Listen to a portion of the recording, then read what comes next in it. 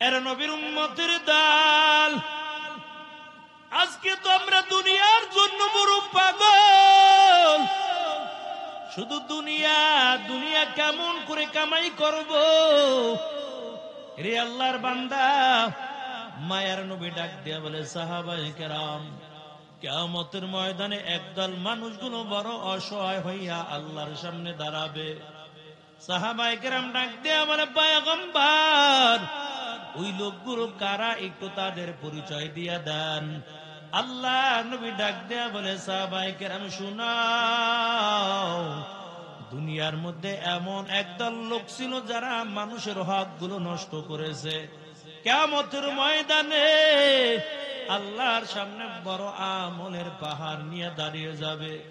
ওই বান্দার আমল নামার মধ্যে হজের নেকি থাকবে, বান্দার আমল নামার মধ্যে যাকাতের নেকি থাকবে, বান্দার আমল নামার মধ্যে অন্য অন্য দান সদকার নেকি গুলো থাকবে।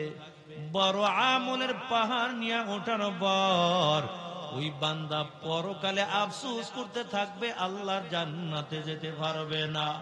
সাহাবায়ে কেরাম ডাক দিয়া বলে, পয়গম্বর, ওই লোকগুলো একটু পরিচয় ভালো করে একটু বলে দেন। আল্লাহ নবী ডাক দেয়া বলে, সাহাবায়ে কেরাম, ওই লোক সকল হলো দুনিয়ার জমিনের মধ্যে মানুষের হকগুলো নষ্ট করে খাইলো।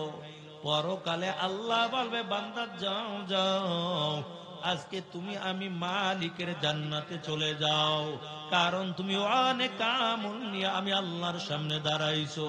হঠাৎ করে একদল বান্দা দাঁড়িয়ে বলবে, ও মালিক, তোমার বান্দাকে তুমি জান্নাত দিতে পারবা না।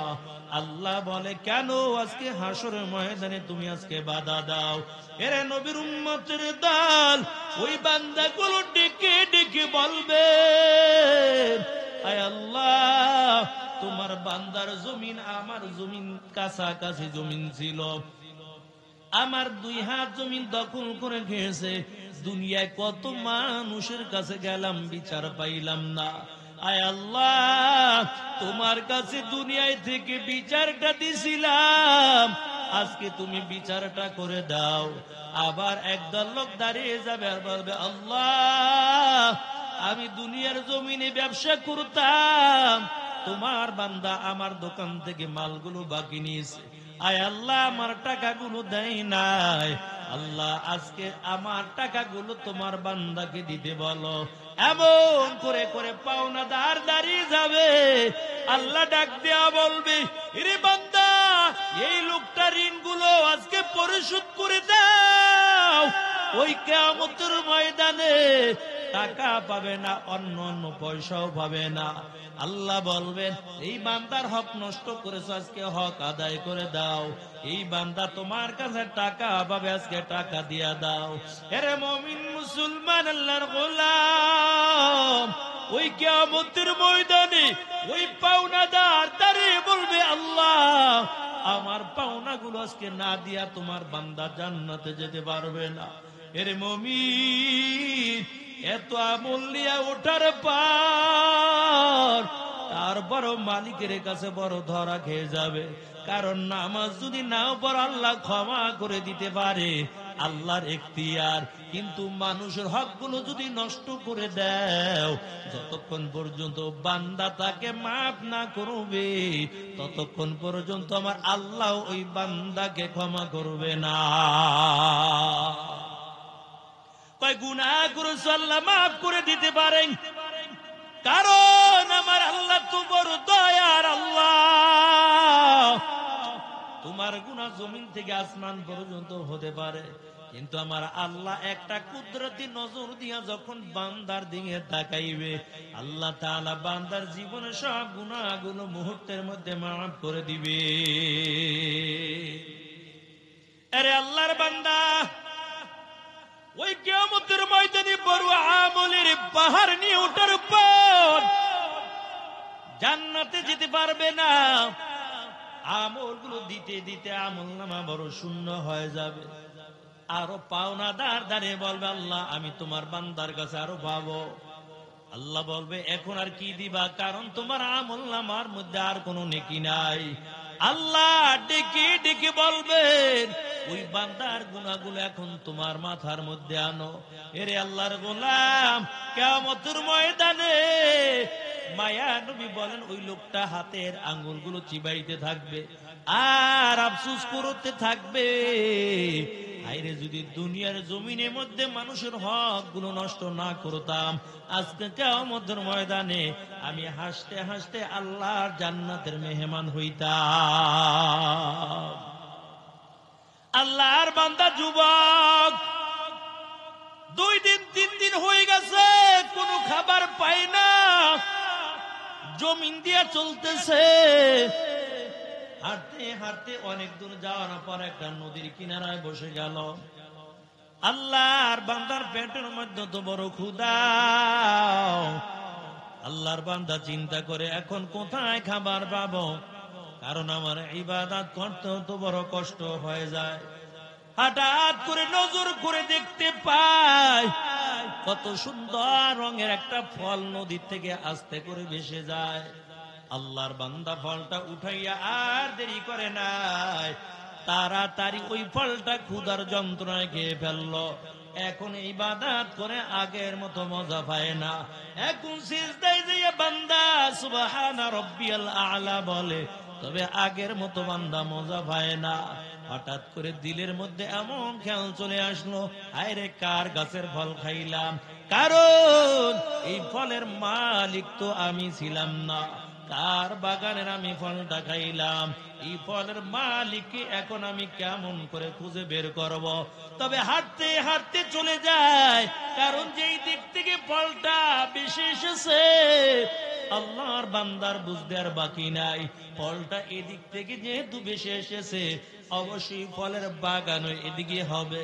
আল্লাহর বান্দা নদীর কিনারায় দিয়ে আস্তে আস্তে করে হাঁটতেছে। কিছু দূর যাওয়ার পর নজর করে দেখতে পায় যে ফলটা খাইলো একই রঙের ফলের বাগান দেখা যায়, বাগানের গাছের ডালে একই রকম ফল দেখা যায়। আল্লাহর বান্দার বুঝতে আর বাকি নাই, এই ফলটা বুঝে এই বাগানের হবে। এই চিন্তা করার পর বাগানের মালিককে খোঁজা শুরু করে দিল, কে এই বাগানের মালিক। তবে খুঁজতে খুঁজতে পাইল বাগানের মালিক হল একজন বুড়ি মহিলা। বুড়ি মহিলার বাড়ি চলে গেল, ডাক দিয়ে বলে, ও বুড়ি মা, ওই ফলের বাগান কি তোমার? বুড়ি মহিলা ডাক দিয়ে বলে, হ্যাঁ, ফলের বাগান হলো আমার। যুবক ডাক দিয়া বলে, বুড়ি মা, তুমি যেই বাগানের মালিক, ওই বাগানের একটা ভাষা ফল আমি খেয়ে ফেলেছি, তুমি ফলের দাবি ছেড়ে দাও। বুড়ি মহিলা ডাক দিয়া বলে, যুবক, তবে ফলের দাবি একা ছাড়লে হবে না, কারণ এই ফলের মালিক আমি একা নয়। এই বাগান যখন আমি ক্রয় করলাম আমার কাছে পুরা টাকা ছিল না।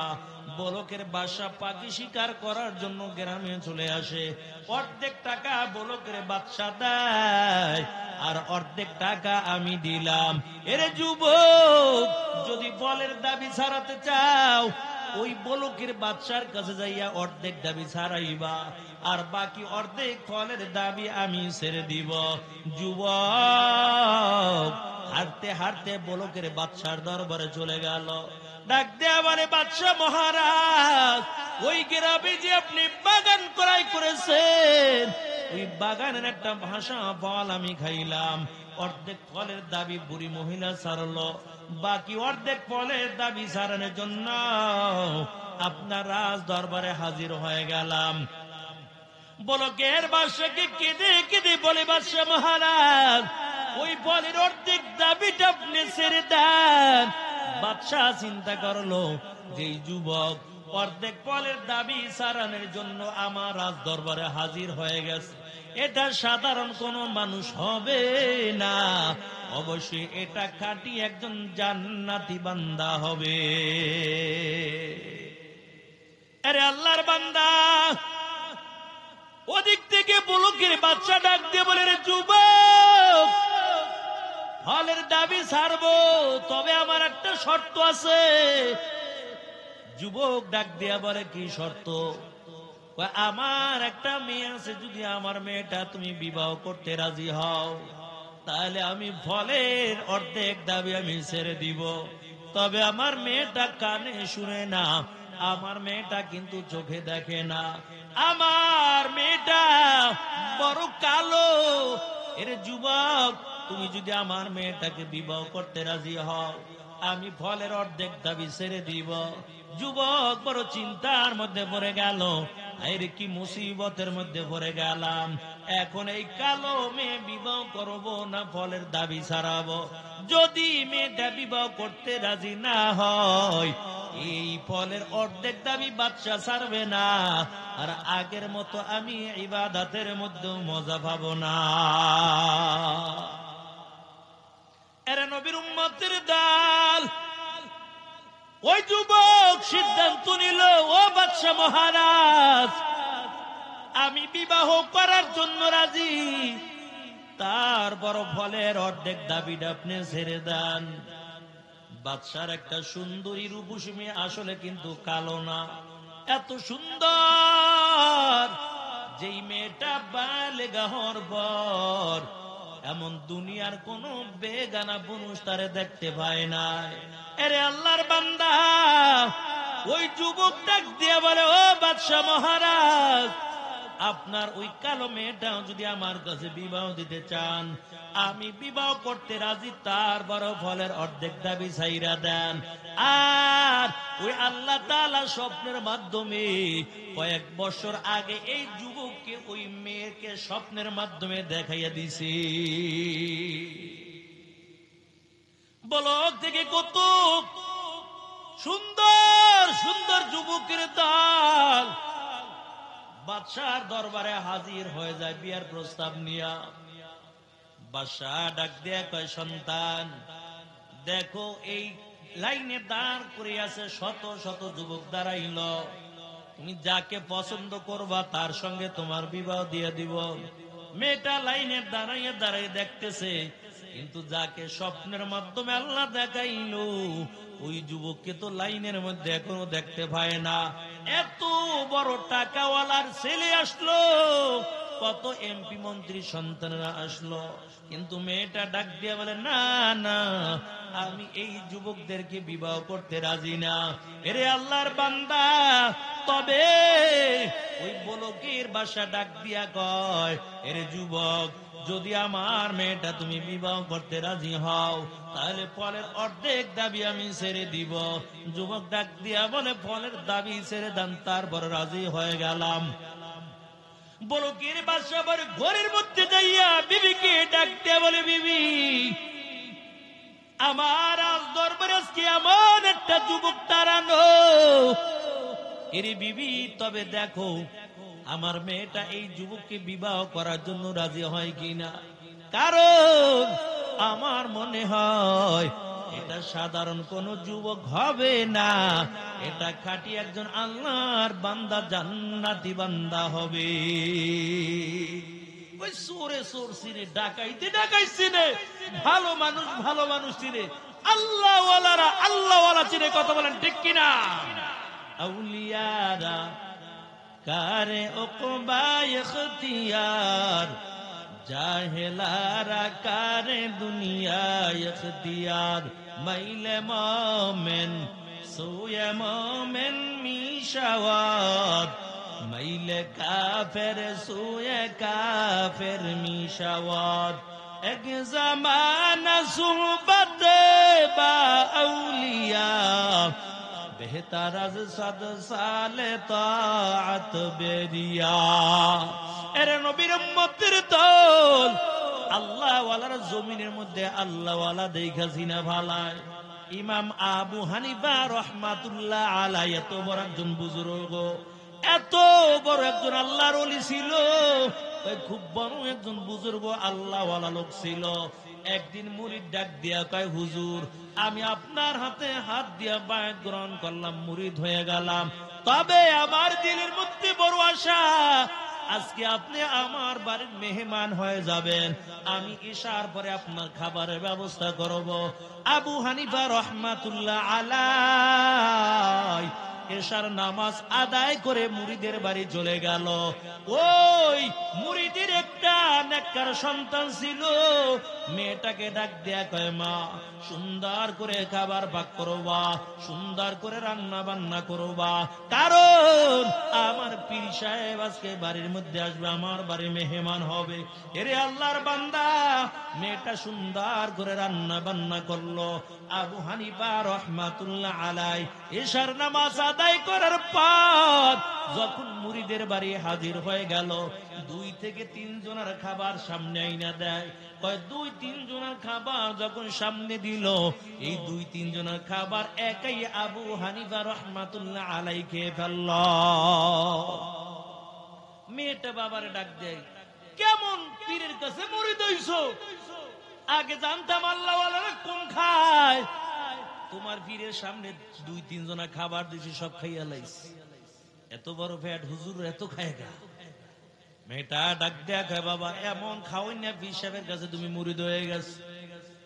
আবার ঈশার নামাজ আদায় করার পর একটা পাত্রের মধ্যে পানি দিয়া বলে, রাত্রে যদি তাহাজ্জুদ পড়েন এই পানি দিয়ে আপনি উযু করে তাহাজ্জুদ নামাজ আদায় করবেন। সকাল বেলা মেয়েটা নজর করে দেখতে পায় যেই জায়গার পানি ওই জায়গায় রয়ে গেছে।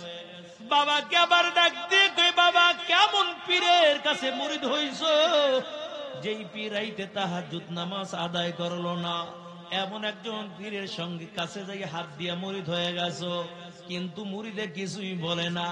আবার ফজর নামাজ আদায় করা যখন মসজিদে চলে গেল, মসজিদ থেকে আবার যখন বাড়ির দিকে রওনা হয়ে যায়, ওই মেয়েটা আবার বাবাকে ডাক দিয়ে বলে, বাবা কেমন পীরের কাছে মুরিদ হয়ে গেল, যেই পীর ইশরাক নামাজ আদায় করল না, আবার ফজরের নামাজ আদায় করে বাড়িতে রওনা হয়ে যায়। কারণ আল্লাহ ওয়ালারা তো ইশরাক না পইরা পারে না, আল্লাহ ওয়ালা তো আউয়াবিন না পড়ে পারে না, আল্লাহ ওয়ালারা তো তাহাজ্জুদ না পড়ে পারে না। কেমন পীরের কাছে মুরিদ হইছো আব্বা জান, তবে আপনার পীর সাহেবকে একটু ডাকবেন, একটু পর্দার আড়ালে থাকবে, আমি তাকে কিছু প্রশ্ন করতে চাই। পীর সাহেবকে ডাকলো। আবু হানিফা রহমাতুল্লাহ আলাইহি পর্দার আড়ালে দাঁড়ানো। মেয়েটা ডাক দেয়া বলে, হুজুর আগে জানতাম হুজুররা কম খায়, এখন দেখি হুজুররা বেশি খায়, কারণ 2-3 জনের খাবার দিলাম সব একলাই খাইলেন, কেন এত খাবার একা খাইলেন বলেন? 2 নাম্বার, হুজুর পানি দিলাম তাহাজ্জুদ আদায় করার জন্য, ওই উযু করেন নাই, তাহাজ্জুদ বুঝি পড়েন নাই, কেন তাহাজ্জুদ নামাজ পড়লেন না? আল্লাহ ওয়ালারা তো তাহাজ্জুদ কামাই দিতে পারে না। 3 নাম্বার, হুজুর কেন ফজরের নামাজ জামাতে আদায় করে বাড়ির দিকে রওনা হয়ে যান, কেন ইশরাক নামাজ পড়লেন না? আল্লাহ ওয়ালারা তো ইশরাক না পড়ে মসজিদ থেকে বের হয় না। আবু হানিফা রাহমাতুল্লাহ আলাইহি ডাক দিয়া কয়, মা তোমার 3টা প্রশ্ন উত্তর আমি দিব, তবে আমার গোপন কথা এখন বলতে তুমি বাধ্য করলা। কেন আমি 2-3 জনের খাবার একা খাইলাম জানো? কারণ তুমি যখন আমার সামনে খাবার রাখলা, আমি দেখলাম এই খাবার হালাল খাবার, এত বরকত, এই খাবারের মধ্যে এত বরকত আর এত বরকত নাজিল হয়। এই বরকতময় খাবার যদি আমি খাই, আমার দিল জিন্দা হইয়া আমল করতে অতি মজা লাগবে। আমরা মজা পাই না, সিজদায় গেলে কেমনে তাড়াতাড়ি মাথা উঠাবো, আর আল্লাহর বান্দারা সিজদায় পড়ছে তার মাথা উঠাইতে চায় না। এর নবীর উম্মতের দল। মেয়েটা আবার ডাক দিয়া কয়, হুজুর তবে জানতে চাই, উযু করার জন্য পানি দিলাম, যে এই জায়গার পানি ওই জায়গার মধ্যে রয়ে গেল, আপনি উযু করেন নাই, তাহাজ্জুদ বুঝি পড়েন নাই। আবু হানিফা রাহমাতুল্লাহ আলাইহি কয়, মা তবে শুনো, আমার গোপন আমল কাউকে জানাই না, তবে তুমি বলতে বাধ্য করলা, ঈশার নামাজের সময় আমি যে উযু করলাম করলাম, এই উযু দিয়া ফজরের নামাজ আদায় করলাম, আমি একটা সেকেন্ডের জন্য আমি রাত্রবেলা ঘুমাই না। আমি রাত্রবেলা আল্লাহর কুদরতি পাই সিজদা দিয়ে দিয়ে আমার মালিকের কাছে হাত বাড়াইয়া কান্না করতে থাকি। আউলিয়ারা কারে উকবায় ইখতিয়ার, জাহেলারা কারে দুনিয়ায় ইখতিয়ার, মাইলে মোমেন সুয়ে মোমেন মিশাওয়াত, মাইলে কাফের সুয়ে কাফের মিশাওয়াত। এর নবীর উম্মতের দল ওদিক থেকে বাদশা ডাক দিয়া বলে, এর বিবি শুনো, তবে আমার মনে হয় আমার সিংহাসন আজকে যেই যুবক দাঁড়ানো, এই যুবকটা একজন আল্লাহর খাঁটি বান্দা হবে। দেখো আমার মেয়েটা বিবাহ বসার জন্য রাজি হয় কিনা। যখন মেয়েটার কাছে যখন বিয়ার প্রস্তাব নিয়ে যায়, মেয়েটা ডাক দিয়া কয়, মা আর দেরি করবেন না, কারণ আমি স্বপ্নের মাধ্যমে যে যুবককে দেখলাম, আর ওই যুবক স্বপ্নের মাধ্যমে দেখার পর যেই নাকের থেকে যেই জান্নাতি গ্রানটা পাইলাম, ওই গ্রানটা আমি এখন পাইতেছি, আমার আর বুঝতে বাকি নাই। ওই যুবক বুঝি এখন বাবা রাজ দরবারে দাঁড়ানো। মেয়েটার বিবাহ দিয়ে দিল। বাসর রাত, বাসর ঘরের মধ্যে ঢুকে গেল, কিন্তু আল্লাহর বান্দা যুবক এখন সিজদায় পড়ে কান্না করে, কিন্তু রাত্র যাপন করে না, বিবির সঙ্গে সিজদায় পড়ে কাঁদে। সকাল হয়ে গেল, আবার ফজর নামাজ আদায় করার জন্য মসজিদে চলে যায়। দ্বিতীয় দিন আবার ইশার নামাজ আদায় করার পর আবার নফল ইবাদতে দাঁড়িয়ে গেল, সারা রাত্র ইবাদতের মধ্যে কাটাইলো। একটা বার বিবির দিকে নজর দিয়াও তাকায় না। এমন করে করে একটা সপ্তাহ পার হয়ে গেল। ওই মেয়েটা বাবার কাছে বিচার দেয়, আব্বা জান, কেমন যুবকের লাগে আমার বিবাহ দিলা, যেই যুবক বাসর করে যাইও ইবাদতের মধ্যে দাঁড়িয়ে যায়, একটা সেকেন্ডের জন্য আমার দিকে তাকায় না, একমাত্র আল্লাহর কুদরতি পায়ে সিজদা দিয়া কান্না করে। আবার বাচ্চা ডাক দিয়া বলে, এর যুবক, আমার মেয়েটা তোমার সঙ্গে বিবাহ দিলাম, তবে ফলের দাবি কিন্তু এখনো আমি ছাড়ি নাই। যদি তুমি ফলের দাবি ছাড়াতে চাও, আমার মেয়ের সঙ্গে রাত্র যাপন করা লাগবে, স্ত্রী হক তোমার আদায় করে দেওয়া লাগবে। এর আল্লাহর বান্দা আবার পরের দিন যখন রাত্রবেলা আবার স্বামী স্ত্রী এক বিছানার মধ্যে ঘুমায়, আল্লাহর বান্দা চিন্তা করলো, আমি বিবির কাছে তাই কাছেই মজা পাই, তার সে একটা সেজদার মধ্যে আমি 1000 গুণ বেশি মজা পেয়ে যাই। কারণ আল্লাহ ওয়ালারা দুনিয়া চায় না, আল্লাহ ওয়ালারা আখিরাত চায়। এই জন্য কারি ইব্রাহিম সাহেব রহমাতুল্লাহ আলাইহি একবার আল্লাহকে আল্লাহ বলে ডাক দিত, আবার জিহ্বাটা নাড়াইয়া কি জানি খাইতো। লোকেরা ডাক দেয়া বলে, হুজুর একবার আল্লাহ বলে ডাক দেন, আবার জিহ্বা নাড়াইয়া কি জানি খান। ওই কারি ইব্রাহিম সাহেব রহমাতুল্লাহ আলাইহি বলে, আরে বাবা, আমি যখন একবার আল্লাহকে আল্লাহ বলে ডাক দেই, আমার বুড়া মুখটা মিষ্টি হয়ে যায়, আমি জিহ্বা দিয়া নাড়াইয়া খেয়ে তারপরে আবার দ্বিতীয়বার আমার মালিককে আবার ডাক দে। আর আপনি আমি জিকির করতে ভালো লাগে না, ইবাদত করতে মজা লাগে না। এরে আল্লাহর বান্দা, কেমন করে লাগবে? কারণ অন্তর বড় নাপাক হয়ে গেছে। তবে আল্লাহর কাছে কাটি দিলে তওবা করে নিবেন, আল্লাহ কিন্তু সবাইকে হেদায়েত দিবে না। এই ময়দানে আসছেন, আল্লাহ কিন্তু সবাইকে ক্ষমা করবে না।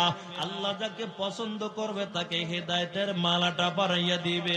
ওই যে বলতেছিলাম, ও মনের দরবারে আইসা ইহুদি ডাক দিয়ে বলে, দুইটা প্রশ্ন করব, যদি উত্তর দিতে পারো আমি আর দেরি করব না, সাথে সাথে এখন কালিমা পরে মুসলমান হয়ে যাব। আল্লাহ যদি হেদায়েত দেয়, কারো একটা কথার মাধ্যমে জীবনের পরিবর্তন ঘটে যায়। কথা বলেন ঠিক কিনা? কার কাছ থেকে একটা কথা শুনছে, জীবনের মোর ঘুরে গেছে। আল্লাহর একজন বান্দা এমন কোন গুনাহ করে নাই যে গুনাহ তার আমলনামায় নাই। দিলের মধ্যে একটু আশা জায়গা গেছে, কিরে মরা তো লাগবে, কি নিয়ে মরমু। এই জন্য আল্লাহর বান্দা জমিনের মধ্যে হাঁটতেছে আর দিলের মধ্যে আশা, যদি একজন খাঁটি আলেম পাইতাম তার হাতে হাত দিয়া তওবা করে নিতাম, আর গুনাহ করতাম না। জমিন দিয়া চলতেছে, হঠাৎ করে যেতে যেতে কিছু দূর যাওয়ার পর সংবাদ পাইলে এলাকার মধ্যে একজন খাঁটি আবেদ বান্দা আছে। আল্লাহর বান্দা তার কাছে চলে গেল, ডাক দিয়া বলে, আমাকে একটু খাঁটি দিলে তওবা করাইয়া দেন। তবে আমি জানতে চাই, আমি একজন আর দুইজন না 99 জন লোক বিনা অপরাধে কতল করলাম। বলেন আল্লাহ আমাকে ক্ষমা করবে কিনা বলেন। আবেদ লোকটা তাকাইয়া কয়, তুমি এত গুনাহ করছো আবার ক্ষমা চাও? আমার আল্লাহ তোমারে মাফ করবে না। ওই আল্লাহর বান্দা যুবক হাতের তলোয়ার দিয়া আবেদের গলার 2টা খণ্ড করে দিল। তো আল্লাহ যদি আমাকে মাফ না করে দেয়, আমি তোমাকে আর রাখবো না, তোমার কল্লাও আলাদা করে দিলাম। ওই লোকটাকেও দুনিয়ার থেকে বিদায় করে দিল। 100 জন পুইরা গেছে। তবে দিলের মধ্যে এখন হাঁটতে হাঁটতে একজন আলেমের বাড়ি চলে গেল, ডাক দেয়া গায়, হুজুর 100 জন পুরাইছি, আমনে উল্টা পাল্টা করলে আমনে রখাইছি, তবে বলেন আল্লাহ আমারে মাফ করবে কিনা জানতে চাই। ওই আলেম ডাক দিয়ে কয়, কি গুনাহ করছো? কয় 100 জন লোক বিনা অপরাধে কতল করলাম। আলেম ডাক দিয়ে কয়, রে যুবক, এই গুনাহ আমার মালিকের কাছে কিছুই না, যদি খাঁটি দিলে তওবা করে নাও, আল্লাহ তাআলা তোমার জীবনের সব গুনাহগুলো মাফ করে দিবে। লা তাকুনাতু মির রাহমাতিল্লাহ, ইন্নাল্লাহা ইয়াগফিরুয যুনুবা জামিআ মাগফিরাত রাদু উমিদাজ লুতুফেতু যাকে খুদ ফরমুদায়ে লা তাকুনাতু। আরে নবীর উম্মতের দল, আলেম ডাক দেয়া কয়, বান্দা তোমার গুনাহ মালিকের কাছে কিছুই না, তবে আল্লাহর কাছে খাঁটি দিলে তওবা করে নাও। হুজুর তাহলে আমাকে তওবা করাইয়া দেন। ওই আলেম এই যুবক বান্দাকে তওবা করাইয়া দেয়। তওবা যখন খাঁটি দিলে তওবা করে নিল, দিলের পরিবর্তন ঘটে গেল। হায় রে, আমি কেমন করে এখন আর গুনাহ করব? আমার দিলে এখন বাধা দেয়। আমি তো আমার মালিকের কাছে তওবা করে নিলাম। তওবা করে আবার তওবা ভাঙ্গিলাম, অবশেষে খাঁটি তওবা করিলাম, অবশেষে খাঁটি তওবা করিলাম। এর নবীর উম্মতের দল, ওই যুবক অন্তরটা পরিবর্তন হয়ে গেল। আল্লাহর বান্দা ডাক দেয়া বলে, হুজুর আমি এখন আমাকে আপনি নামাজ শিক্ষা দিয়ে দেন। আল্লাহর বান্দা আলেম ডাক দেয়া বলে, তুমি নামাজে সূরা কেরাত পড়তে পারো কিনা?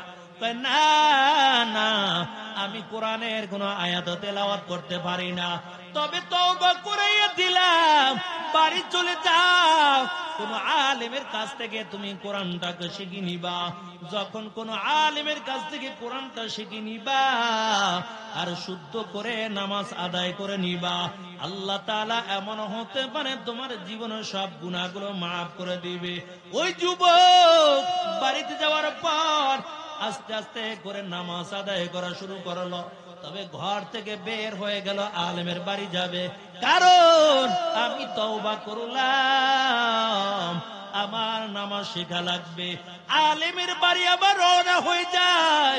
কিছু দূর যাওয়ার পর হঠাৎ করে আজরাইল দাঁড়াইয়া বলে, যুবক কোথায় যাও? বলে, আলেমের বাড়ি চলে যাই, কারণ আমি কোরআন শেখার জন্য আলেমের বাড়ি যাই।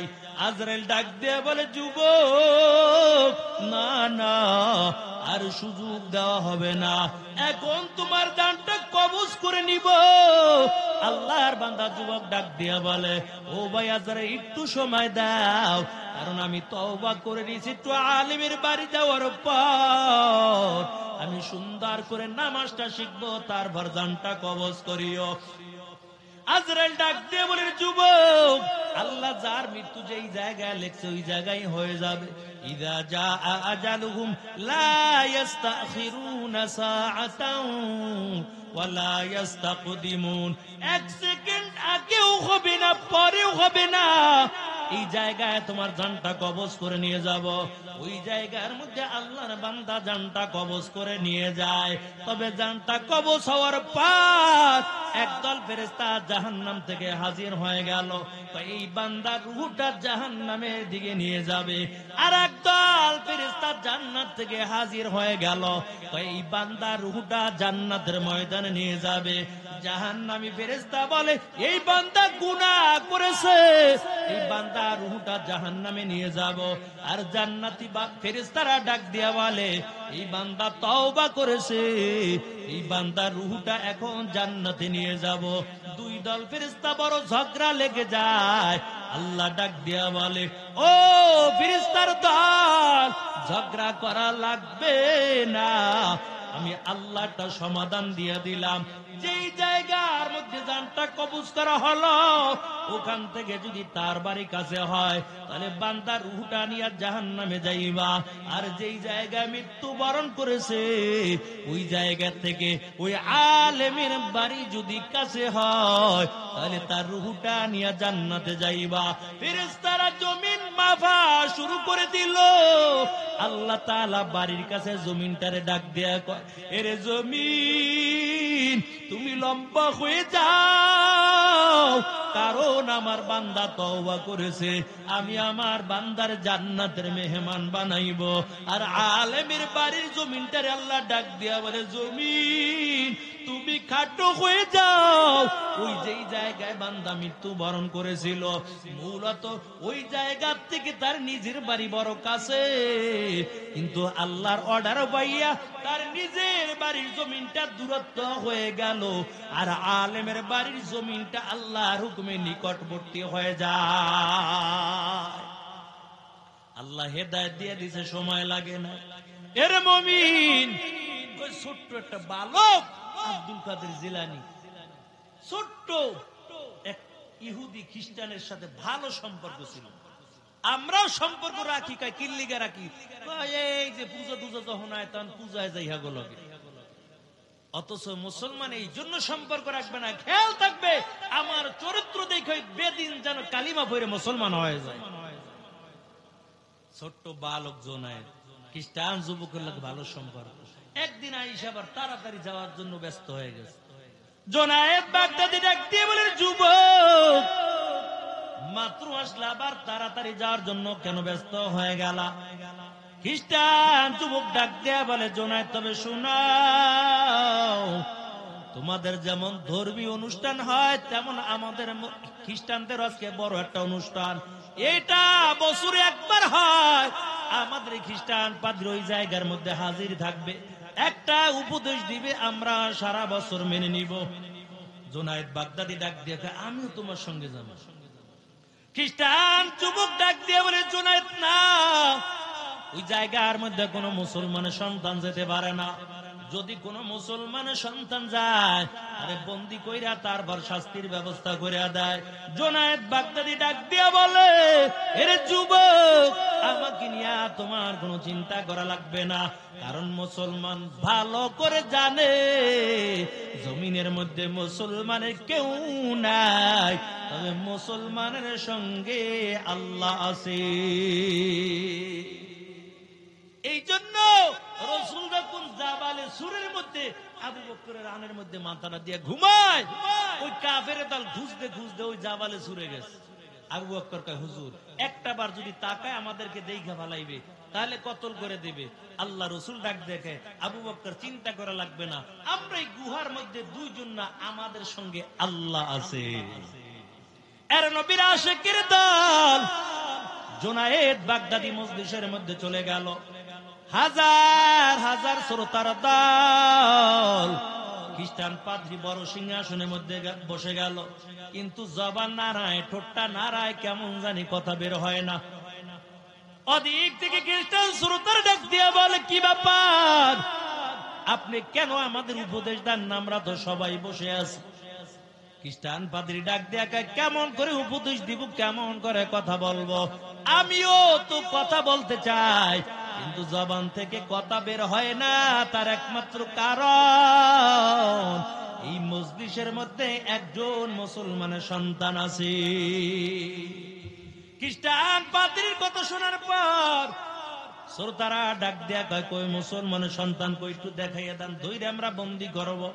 খ্রিস্টান পাদ্রী কয়, না না, বন্দি করবা না, বরং তাকে আমার কাছে নিয়ে আসো। আমি খ্রিস্টানদের বড় নেতা, আমার দিলের মধ্যে কিছু প্রশ্ন জায়গা গেছে, এটা খাঁটি মুসলমান ছাড়া উত্তর দিতে পারবে না।